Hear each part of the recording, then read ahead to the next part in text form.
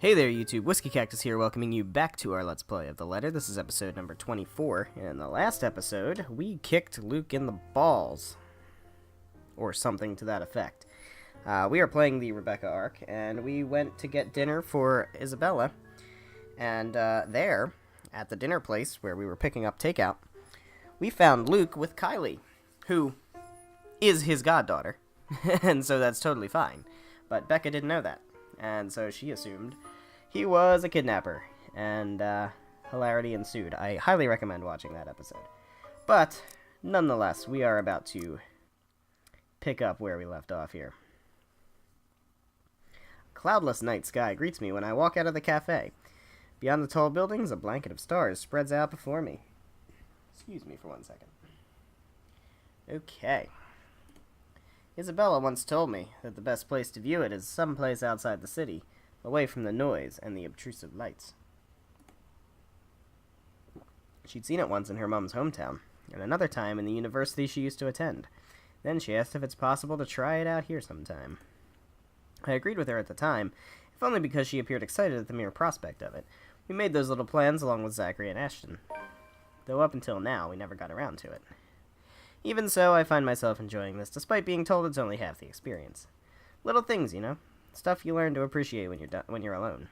Because, at certain times, you get to meet people who are unfortunately born with the innate talent to ruin the mood and the scene with their mere existence alone.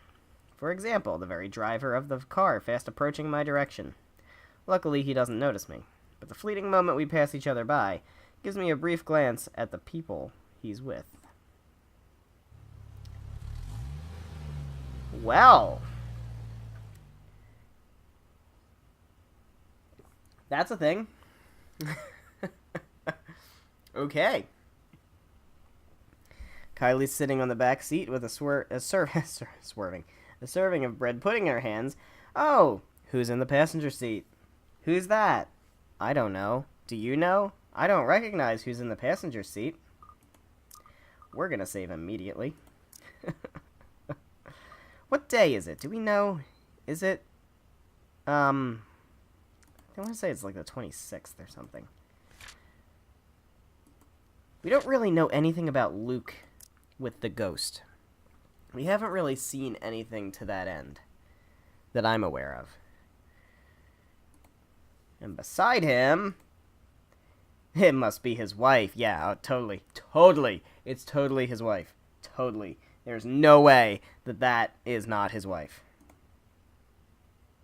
It's fine. Totally fine. That's Luke's problem. I don't give a shit right now. I'm telling you that much. It takes a turn and disappears at the nearest corner. Good fucking riddance. You get eaten by that ghost. Have fun. But throughout the night, that cursory glimpse of all things to bother me has left me wondering what kind of person his wife is. Dead. More than that is a silent prayer to the universe. I hope I don't ever cross paths with that douche again. Oh, poor Becca. Oh, poor Becca. You haven't even started. You have a party to go to. After having such an eventful day, anyone will think nothing will surprise me anymore. But here I am, standing at the top of the stairwell, watching an odd scene unfold before me. Relief crosses my mind at first, followed by confusion. What is she doing there? Although, given what happened this morning, the question feels a bit inappropriate to ask directly. Oh, hi, Isabella. What's up? What's important is Isabella's here. So this is after she was at Zach's for a while. Sitting cross-legged on the hallway, just right in front of her room, with several papers and folders scattered about. Each of them seems as important as the next. I don't think we know what Isabella's been doing since this point. Because even, I think, okay. I'm trying to think of when the most recent Isabella thing was, and all I can think of is the time she was with Zach. That's really all I can think of. I don't remember if there was something in Marianne's arc that was later than that. Well, we'll find out, I guess. More than once, upon giving the scene a quick scan, I spot Briar Realty's logo at the topmost area of the pages. Everything considered, it looks like a mess made by a third grader working on crunch time. What kind of crunch time does a third grader have? The landlady will have a few things to say about this when she finds out. I have a few things to say about this, and myself, in fact. Who cares? She's outside with papers, so what? Why would the landlady give a fuck? Something in the calm, focused manner she holds herself at present keeps me from disturbing her with that reminder. She's going through each paper with this intensity. Her brows are furrowed. It's got to be the missing people or something, right? Her brows are furrowed, lips in a tight line, both hands moving in precise movements as she shifts through each sheet. When she finds something of note, she moves closer, nose almost touching whatever paper she's holding, and grabs her phone to call someone. Hello. Sorry to call you this late. There's something I just want to confirm, if that's okay. Yeah. Oh. Okay. Thanks anyway. Oh dear. Not that one either. It's a cycle. She goes through call after call. Then after the last one ends, she shuffles through the pile again and dials another number. Is it work? Never seen her this engrossed with her own work before, otherwise she wouldn't notice my presence the moment I reached our floor. After the 9th call, she still appears as oblivious to it as when I've arrived. When she lets out a loud sigh this time, I immediately take that as an opportunity to interrupt. Isabella, you know the house rules here. At once, her head jerks back and hits the concrete wall behind her with a thump. Well, shit, sorry. There's the Isabella I know, glad it's still there. I allow her a moment to nurse it before speaking again. Becca, you're late. Yeah, I ran into a little trouble at the cafe. But I brought food for the two of us, if you haven't eaten anything yet. As anticipated, she grins once I raise the bag of food I'm holding. Yet it doesn't reach her eyes. There's nothing of the cheerful glint in it this time. Just a hollow tone for the sake of being polite. Ashton's right. Something's happened. Yeah, maybe later. I've got to finish this first. Just leave it here. I'll eat it once I'm done. Thanks, Becca. You can't eat this here. You know how the landlady would react. Why are you even working outside? Your room's right there. I know. Sorry. It just feels stuffy in my apartment right now. I don't want to be trapped in a room. Because I'm way too fucking haunted. I'll go back inside once everything's been aired out. I promise. That has never bothered you before. Well, I didn't experience a ghost before, did I? Well, it bothers me now. Oh, really? Just now? I find that hard to believe. Back up. Can you just stop being a bitch for one fucking second? Please. Just please stop being a bitch. Just stop. Just stop. Just stop. I don't understand how Bella puts up with this bullshit. Yeah? Shouldn't you be happy? I mean, you've been complaining even if it's not your room. Now I know how you're feeling when it's messy, so I'm going to clean. Isn't that a good thing? In spite of what's supposed to be good news, an exhale comes from me, drawn out and slow. It's a good thing, Isabella. Believe me. Why don't I believe you? But you're as bad as Zachary at lying. What's really going on? She hastily averts her eyes. A surefire indicator. Excuse me. This is going to be one of those lengthy conversations that can possibly end with the other person angry. Again. It's one thing I'd like to avoid tonight at all costs. Still, I've made a promise to Ashton and Zachary. If she didn't talk to them, who else is she going to talk to? If she keeps all this to herself, who knows what might happen? Isabella, you can tell me. Really? Because I don't feel safe in telling you. Is it about your family? Slight movement of her lips. Although a frown is a reaction at least. I'm getting there. Rose? She merely shakes her head. Just a little more. Come on, I know something happened. I don't know if it's because of Rose, but I know it's related to her somehow. You weren't here when I visited this morning, and both Zachary and Ashton are worried about you. If you don't want to tell them, you can tell me. Does it have something to do with work? Office? If I didn't know her, I might have missed it. She shifts then, her fist clenching tight and teeth biting her lower lip. And there's fear. The look of terror in her is the last thing I expected to see out of everything. Her mouth trembles briefly before she opens them. Before she opens it. When she finally voices it out, the words simply spill out of her mouth. One after another. All of it. True to what I've promised her, I listen.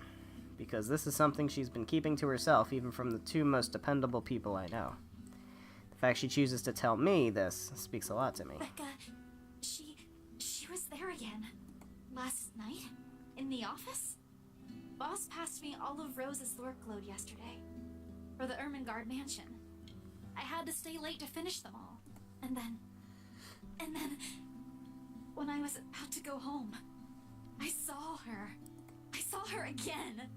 She was standing in front of me again last night, Becca. I couldn't get away. She was blocking the door. If I hadn't hidden myself, even if I made the tiniest noise, if she found me. Yeah, well, if she found me. If you remember, all the way back to, like, episode 8 or whatever, she fucking found me quite a few times before I got the event correct without dying. Oh, that was the most difficult QuickTime event out of the whole game so far. Becca, she almost did. Oh, she fucking did. Fourth time was the charm, I think. If she saw me under my table, I think that would have been the end of it. Can confirm. I'm scared. I'm so scared I won't be able to do anything. By the end, her hands are trembling and her breathing comes out in rasping intervals. For a long moment, I let the silence stretch out between us, let her sobs fill it instead. But even as her soft whimpers died down, minutes later, there's a heaviness hanging in the air. Not just from her, but also from me. From my exasperation over this whole matter. From my own frustrations over her stupid superstitions when she could do us all a favor and grow a backbone. Fuck you! You've seen the ghost, Becca! Jesus Christ!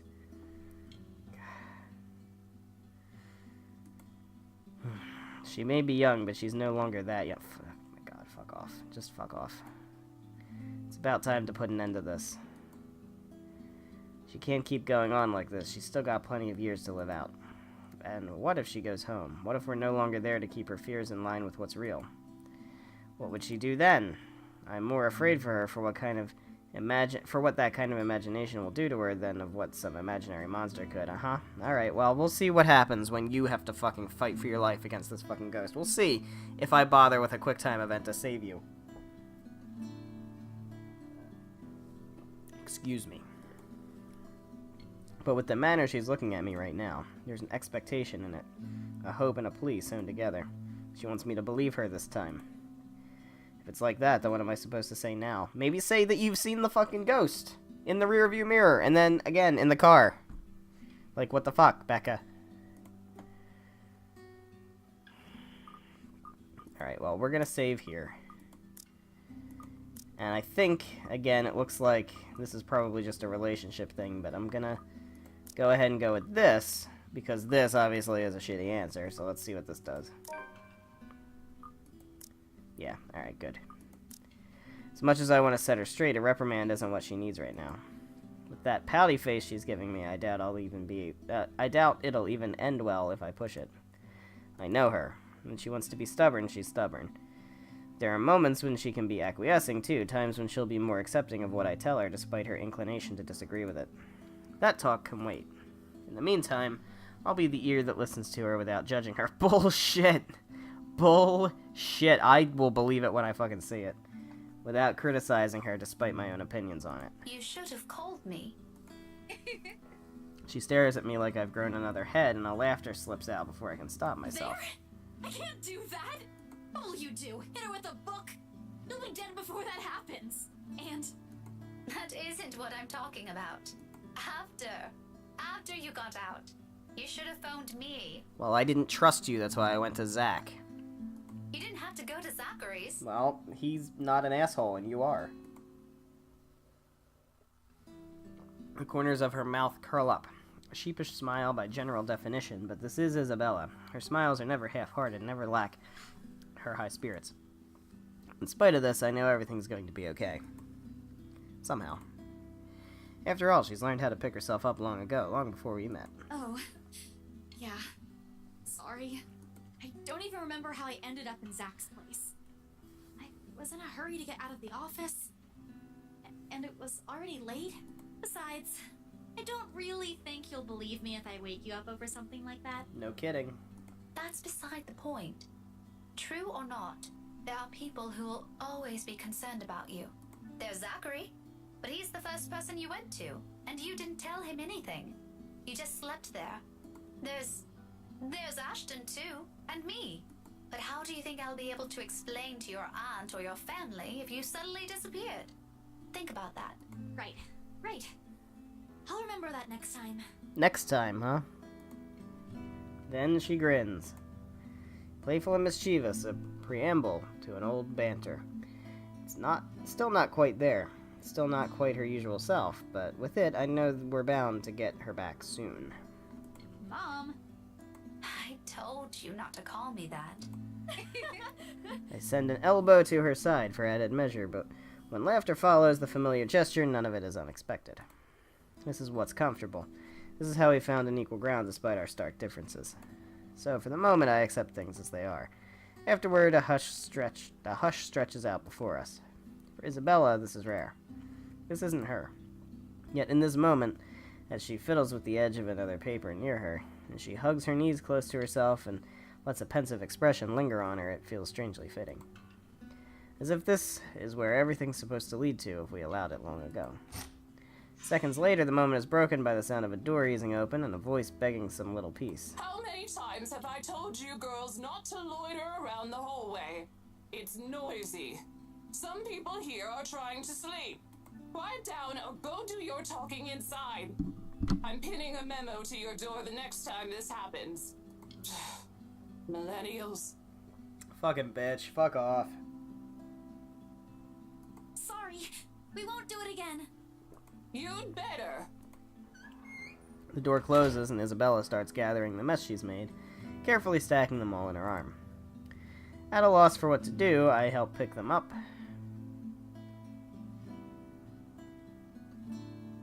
Wait a minute. First of all, at a loss for what to do. At a loss for what to do, I help pick them, and or the first time I get closer look at it. Okay. I'm gonna take a guess here. At a loss for what to do, I help pick them up, and for the first time, I get a closer look at it. Okay. Completely unintentional, of course. But it catches my attention nevertheless, and a confused frown makes its way to my face. Why is she looking through this? I look to her for an explanation, but she merely ignores the question in my eyes, takes the paper off my hands, and finishes cleaning up. The last paper she puts on top is a letter. Uh-huh. The one she supposedly found in the mansion, and what's probably the root cause of this odd behavior. I shoot her a questioning look for that, too. But all she gives me is a smile. And in a halting tone so completely unlike her. Becca, I'll find a way out of this. You guys don't have to worry about me. I don't like the sound of that. Anyways, I should go. I'll see you later. Where are you going? Getting myself some food. Don't wait for me. I brought food. Isabella walks away. Before I can stop her, before I can remind her I've brought enough food for the two of us. She quickly disappears down the stairwell while I'm left standing in an empty hallway holding 2 bags of takeout. One of them will go uneaten tonight. Just an innocent passing thought. One that I don't dwell on much as I head back to my room. Oh dear. Oh dear. Oh dear. We are alone in the dark. I do not like being alone in the dark in a horror game. There we go. Rebecca found Isabella going through several papers outside their apartment. When the former asked why she didn't come home the other night, the latter confessed that she saw the ghost once again. Before leaving, Isabella assured her friend that she'd find a way out of this mess.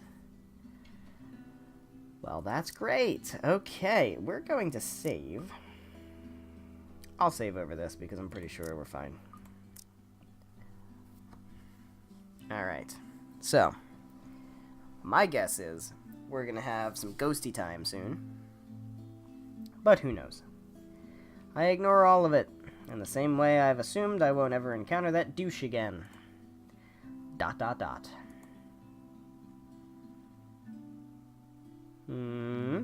Oh, alright, well. It is the 27th, which is the day before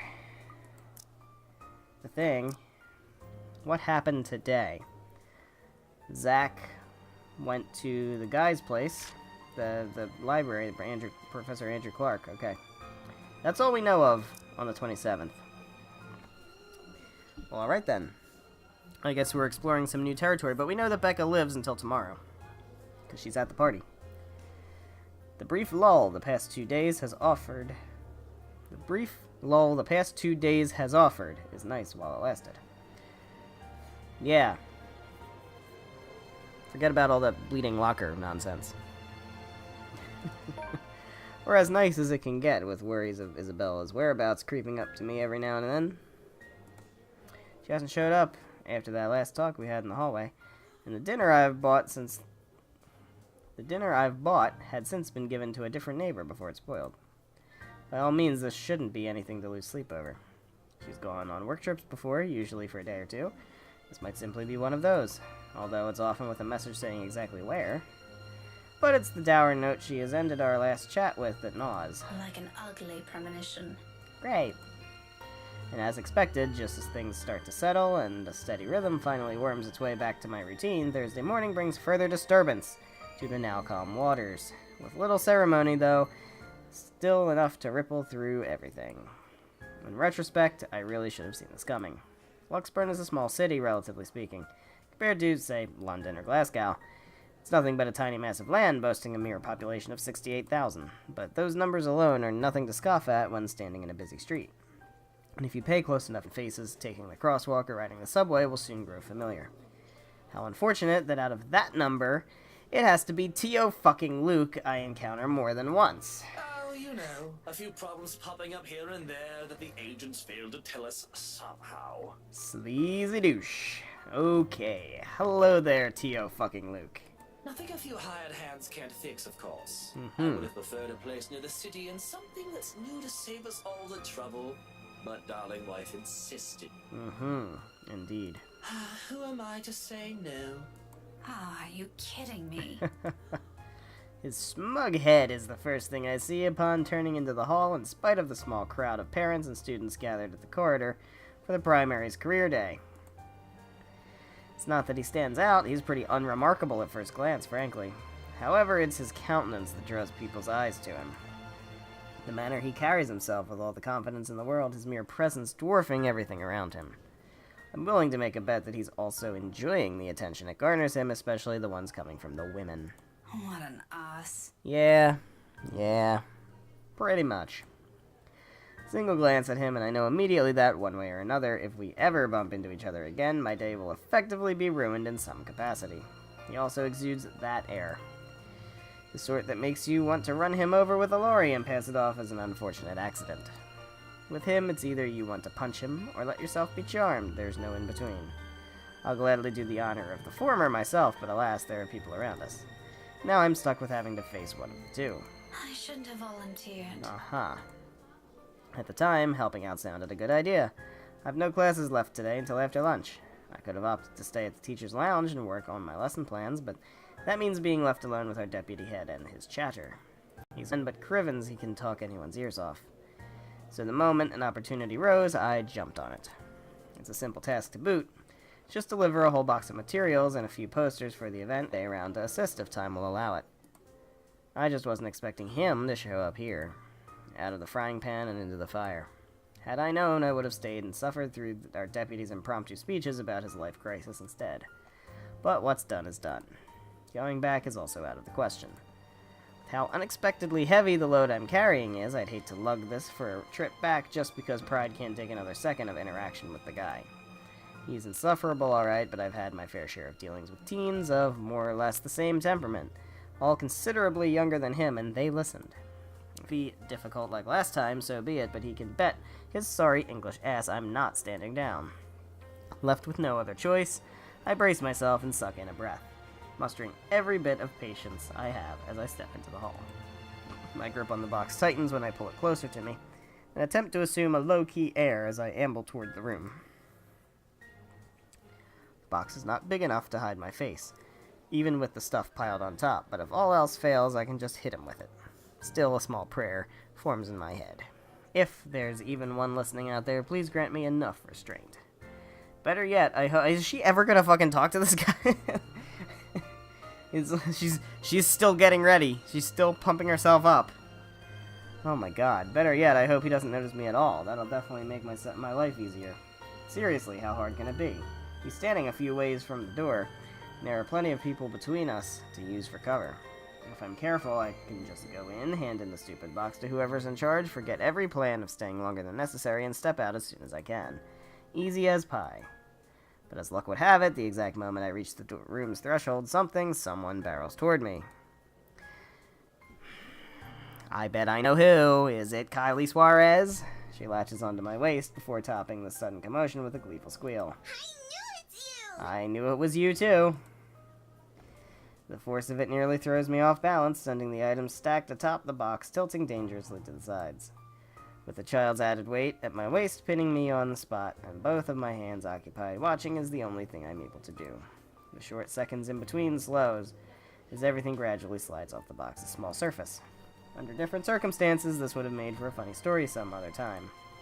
Comical, even. Until another set of hands reaches out and steadies the posters, threatening to take a nosedive right to the floor.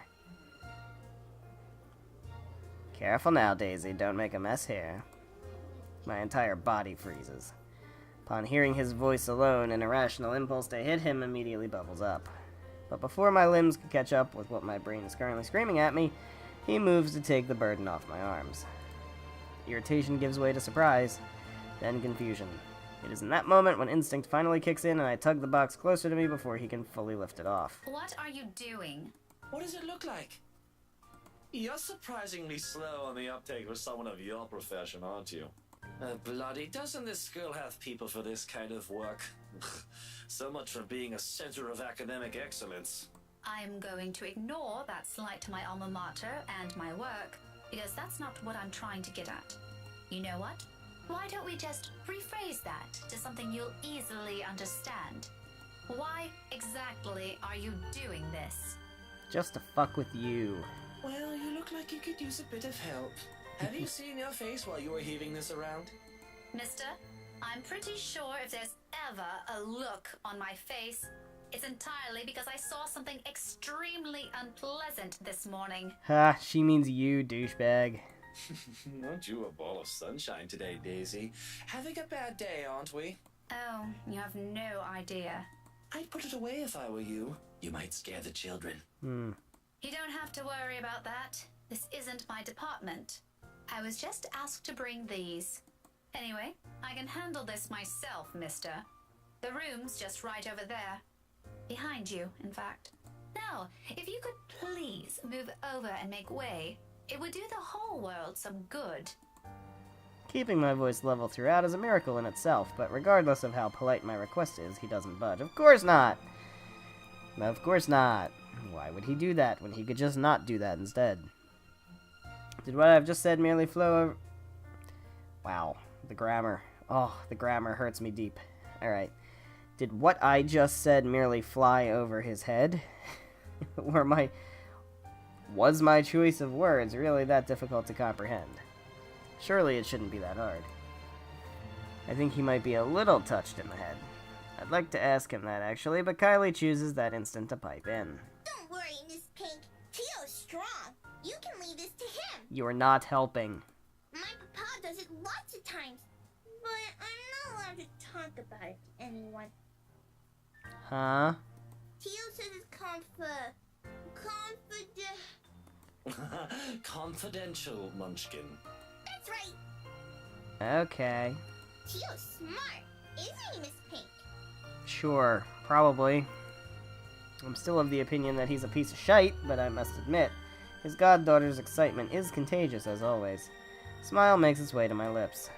She has yet to budge from her place, though to be honest, I am starting to lose some feeling on my stomach with how tightly she's wound her arms around it. I'm sure he is, Kylie. But I'm also sure he'll find better use for it elsewhere. Like helping you out.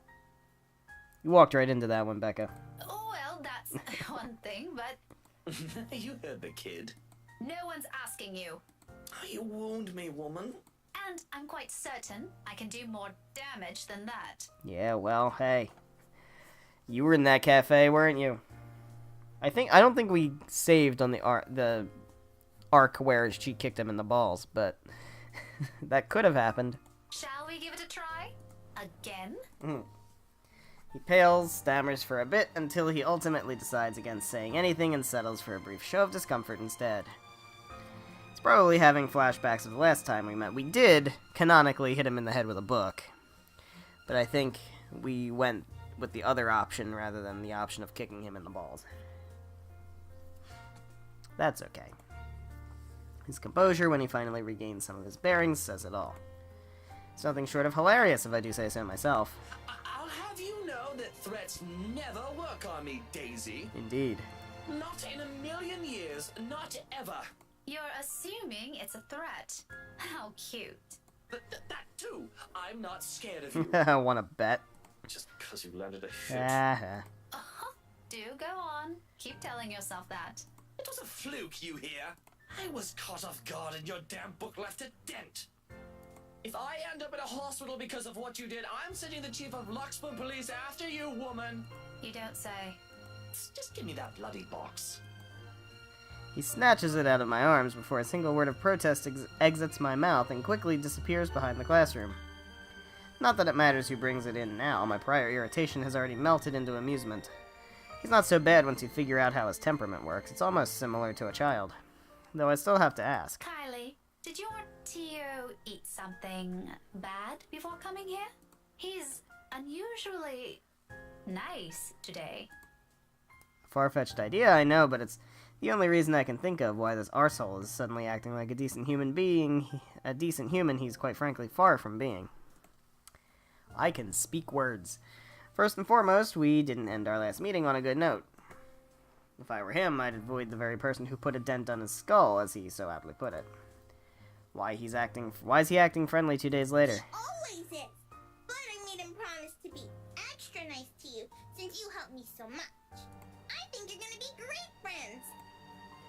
I quickly stomp on the urge to groan loudly or gag at that.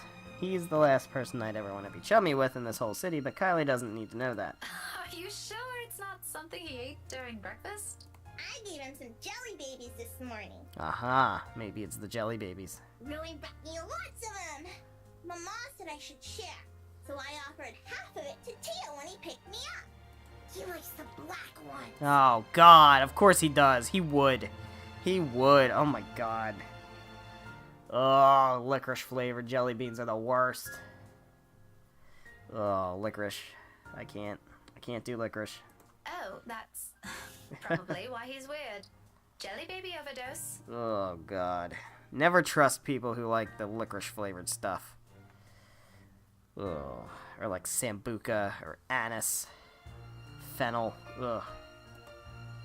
Could have done everyone a favor and choked on them while he's at it. Do you want some? I've got more. Not the licorice-flavored ones. I couldn't play Melody or Picaco this morning, but I'm sure he'll be fine sharing some of it with you. No, I'm not really very fond of them. I was just asking. Uh-huh. I noticed. I noticed the mention of your friend. Oh, where's your mum, by the way? Out of town with Papa. An unexpected pang hits me at her words. The statement, though innocent enough, unearths a whole trunk of memories from childhood, so eerily familiar. Nights spent eating dinners alone, the number of days coming home to an empty house growing with each passing year. And sometimes several Christmas Eves spent with relatives instead of my own family. It's too late to think about it now, but when I remember, a dull ache is still there. Familiar, though lessened by the years now.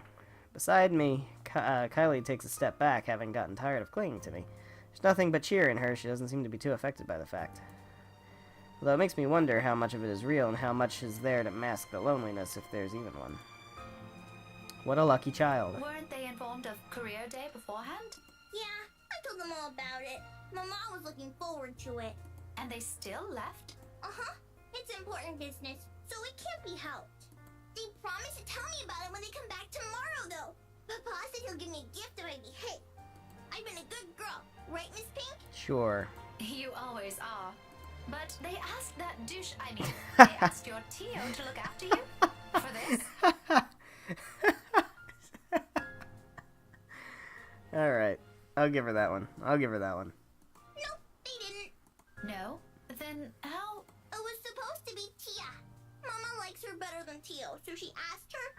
She's sick and had to visit the doctor today.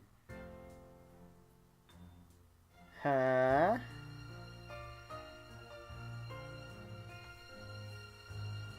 Huh? Do we know what that's about? Do we know what that's about? She's sick. I don't think we know what that's about. This was the day after...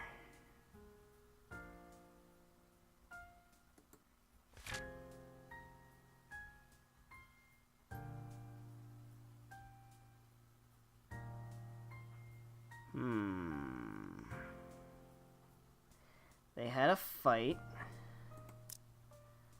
And then the 28th, they were talking about the marital problems. So I don't know. I don't think we know what that's about. Huh. Interesting. Oh, that's supposed to be a secret, by the way. Oh, but I think it's a bit confusing because Teal said she also went shopping. That's unfair. Don't you think so, Miss Pink? Mama doesn't allow me to go out when I'm sick. It's still okay, though, since Teal always buys me sweets before we go home.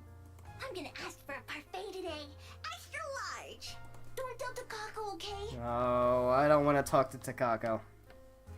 I don't want to talk to Takako. Ugh, I'm convinced. Listening to her like this, it's easy to get a picture of where Kylie's fondness for the guy comes from. She's far from a demanding child unless you've made a promise of some sort. She never forgets those. She'll make friends with anyone, wherever she is. Oh, yes. Yes, she will, won't she? Buy her a few things and voila, you're settled. No wonder she's so attached to the man. The douche probably showers her with gifts whenever he can. Can't say if the sentiment's the same for the latter, however. He doesn't seem the type, and probably just does it for the sake of getting some peace and quiet whenever he's with the girl. Classic But techniques. before that, I'm gonna show him to everyone first. It's gonna be great. No one else has a gazillionaire fairy godfather. Gazillionaire fairy godfather. Also, when I grow up, I'm gonna be exactly like him and marry someone really handsome, Okay. like Tia did. That way, I can be awesome too. Okay. Well, you go for it. Some sort of misguided logic in there that I'd like to correct. Before I can say my piece, Douchebag steps in, fresh out of the commotion from the classroom behind us, and plows into the conversation with every subtlety a wrecking ball has. No shite given, no one asking for his opinion. Munchkin, sweetie, trust me. You don't have to marry someone for that to happen. I don't. Just do your thing, darling. I'm quite sure you can do great things on your own without lugging around an extra baggage with you. Oh ho, I see. Tia married you. Yeah. Yeah, what about that, Luke? Kylie drops the statement without any sort of preface, and the moment it lands, the douche finds himself grappling with the conversation. Yeah, well, that's true, Munchkin, technically. But it's not the same thing. Small frown creases the girl's eyebrows as she tries to comprehend her Tio's rather vague explanation. It's not surprising either when Luke tenses under the child's questioning gaze. It's familiar. I've seen the same look a great deal of times before on Ashton whenever he's trying to say something he can't quite phrase. Another second passes before the douche moves, kneeling in front of Kylie and placing both his hands on either sides of her shoulder. This is the last word I'll ever use to describe the man, but in this minute, there's a smile on his face I can't place, tender by all means for someone as obnoxious as him. It's a curious thing to see, if not a bit odd. Listen here, sweetie. Tia was already a great person before she met me. Oh, listen to this. Listen to this. She is? But I don't see her doing anything. She's always at home. Well, Not always, Munchkin. Did you know she's really good at numbers? uh-huh. And she had to give it all up to be a trophy wife? You're good with them too. You helped me with my homework once. Well, Tia's much, much better than me. She used to do maths with big numbers. Oh, like millions? No. Gazillions. Oh, And okay. she's really, really good at it. So much so that her dad let her manage anything that had to do with it. That was even before she met me, too. Does that mean she's better than you? Yes. Yes, she is. Oh, leagues, Munchkin. Way, way better than I'll ever be. At least he knows. For some reason, I don't think he's talking about his wife's mathematical prowess as his voice trails off. In fact, if I had not been paying closer attention, I wouldn't have noticed the change in him. Slight shift in his smile from one that's tender to something wistful, like remembering a memory he's always been fond of but has often kept to himself. And at that fleeting glance of it, a tiny, insignificant part of the world somehow also shifts. Opinions changing, impressions moving. You know what? Why don't you ask Tia next time you have homework, Okay, next time I'll ask her to help out. See? No need to marry a good-for-nothing bloke. Can I also tell her to not stay at home anymore? If Tia's good at it, I'm sure she can help you out too. And Papa. He computes a lot of numbers too. Tia can help him. You go do that. I'm sure she'll love to hear it, Munchkin, even if it's been a while since. Another silence from him. Then without missing a beat, he turns Kylie around and lightly pats her shoulder in a gesture to end their conversation right here and there. Probably before he can say other things he's never intended to say, or a child is not meant to hear. But off you go first. Off you go first. I think I saw your friend run off to the other classroom. The one with the pigtails? Go say hi to her. You still have those jelly babies to give her, yes? Alright.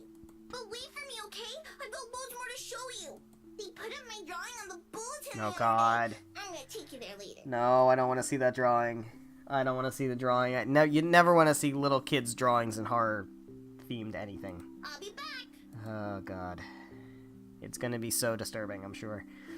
She soon disappears behind the small crowd, none the wiser to the sudden change in mood around her. Luke straightens as soon as she's gone. The expression on his face grows less kind now that there's no one to reassure. Despite that, a chuckle still escapes me. Oh, that scowl. His head quickly snaps at me, an accusing glare clear in his eyes. Though it's less threatening now, considering what I've witnessed earlier. Funny how one person's impression of someone can easily change with that minute detail. Why are you laughing like that? 'Cause you're a douche. Don't mind me. I just saw something surprising today. Don't let it bother you. Putting it like that won't make me any less inclined to ask. What is it, woman? If this is another one of your threats, I've already told you it isn't going to work on me. That good teacher act isn't going to fool anyone. What makes you think it has to do with you? I could have just remembered something funny. Not everything in this world revolves around you, mister. Yeah, right. I'm a rich douche. Everything revolves around me. I am not daft, Daisy. It's on your face for all the world to see. Now, say it so we can be done with this stupid talk. I let out another laugh. More to delay than to express any sort of amusement over the matter. In truth, I don't know where to... One wrong move, one wrong word, and I might offend the man. Who cares?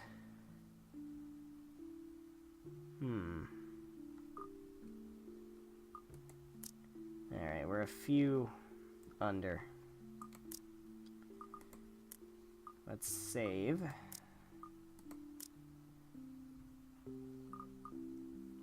I mean, this seems like the right answer, right? Yeah, that was the right answer.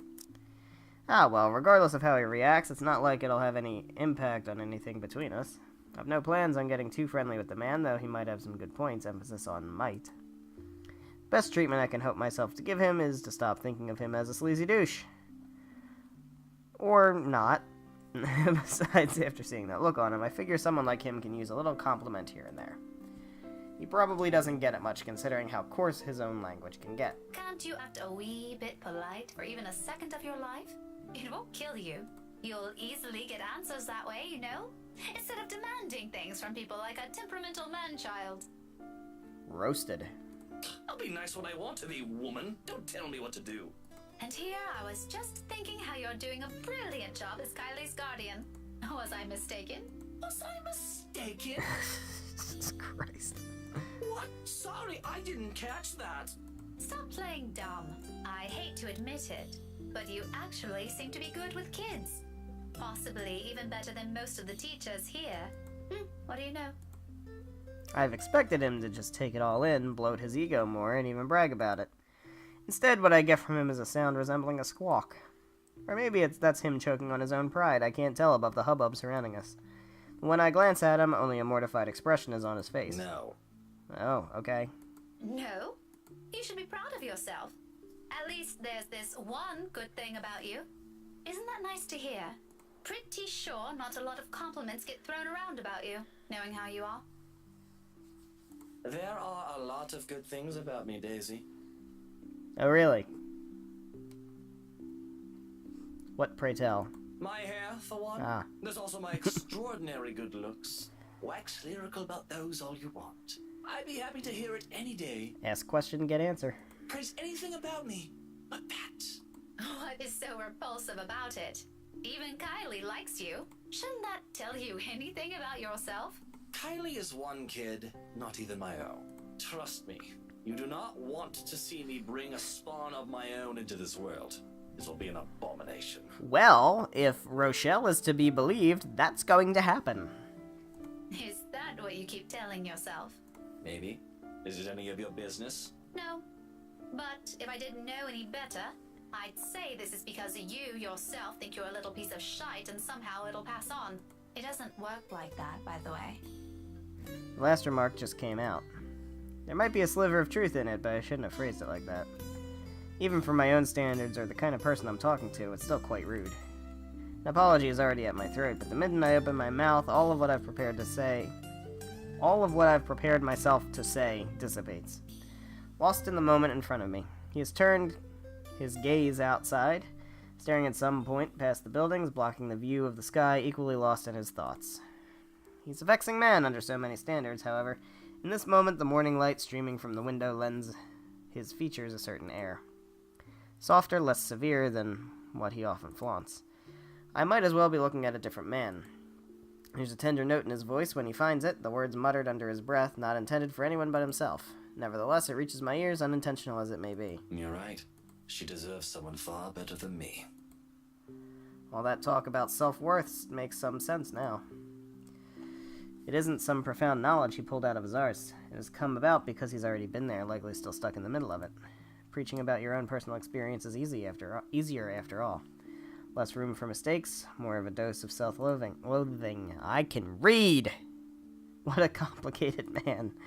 Just when you thought you've already figured him out, he does one thing and says the other. People like him are the most difficult to gauge, far harder to understand. Yet it might be exactly for this reason why some are so easily charmed by him. It's the mystery that catches them, of wanting to find, wanting to find out what's underneath that bravado. I won't count myself among those, yet. His winning personality isn't exactly my cup of tea. But sometimes, once you get a glimpse of what's beyond that machismo, empathizing with the man isn't such a steep hill to climb. If the comfortable silence we now share tells anything, that is, perhaps this is as close to friendship as we can get, several insults flung around, with a few shared silences in between, and that's not exactly a bad thing. He's not exactly a bad guy either, despite the awkward start we've had. Maybe it's for this reason that I can't resist throwing in a little comment to lift his mood before leaving him. You know, Luke, you're not such a bad person. Is that supposed to make me feel better? I'm touched, Daisy. Take it how you will, but a little attitude change would help. A lot. Oh, bollocks. Right, of course. Let me know when you're done with your lecture, ma'am. And you can probably start by not leaving your wife out while you're having some quality time with your goddaughter. Who knows? Maybe that'll help change how the child sees her.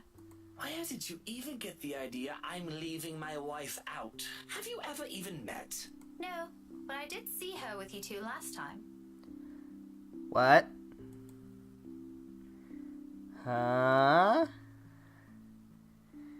There was nobody else in the car, Becca. His indifferent expression quickly dissolves into a confused scowl while I meet it with matching perplexity. It has only been 2 days, surely his memory isn't that bad. What? When was this? At the cafe, after you left. She was sitting right beside you. Kylie was at the back and you were driving. Daisy, are you sure you haven't accidentally hit yourself with your own book? Because that damn thing's quite thick, and I'm really getting worried about you. It has only been a few days, and concussions can be dangerous. I suggest you have that checked. Well, you asked. I just answered. It's pretty rude to make her wait like that, by the way. How can I make her wait when she's not even with us? What? It was just Kylie and I that night. Now you're just pulling my leg. Uh-huh. Luke exhales, long and drawn out, his impatience rapidly changing the companionable air around us. In the face of it, I tense. I've accidentally stepped into another minefield. Any chat I've had with him so far has been like this. Why this still surprises me escapes me, but above my worries of offending the man is my own bewilderment. I remember well enough what I saw that night, yet he says something completely different. Wifey was out with Kylie's mummy that night. She wasn't with us. How do you think I ended up on babysitting duty? But in the front seat. And Kylie's... Miss Pink! Oh dear. Okay, I don't know how much longer this scene's gonna go. It seems like it's never gonna fucking end. So I'm gonna go ahead and stop the episode here. I'm gonna save, and we'll just go ahead. Let's just, you know what, jump over to 5, and we'll save here. So next time, we'll pick up where we left off here. We'll figure out what's wrong with Kylie, and go from there. See if Becca finally admits that there's a fucking ghost. Because, I mean, guys, this is kind of ridiculous. Something needs to change, because I'm slogging through Becca's story with no sympathy for her whatsoever. Alright. But anyway, thank you guys so much for watching. If you enjoyed this episode, please be sure to leave a like and a comment down below, and make sure you subscribe for more content, more of the letter, as well as other series and things that are on this channel. Not sure how I've changed stuff by the time this video goes up, but I think it's probably still fairly normal. But anyway, make sure to subscribe so you don't miss out on anything. So next time we will continue on with this scene, and hopefully we'll figure out what's going on with Kylie crying, and that's a little intriguing to me, and whether Becca will finally admit that there's a ghost. So I'm excited about that. I hope you are. I will see you then. Goodbye.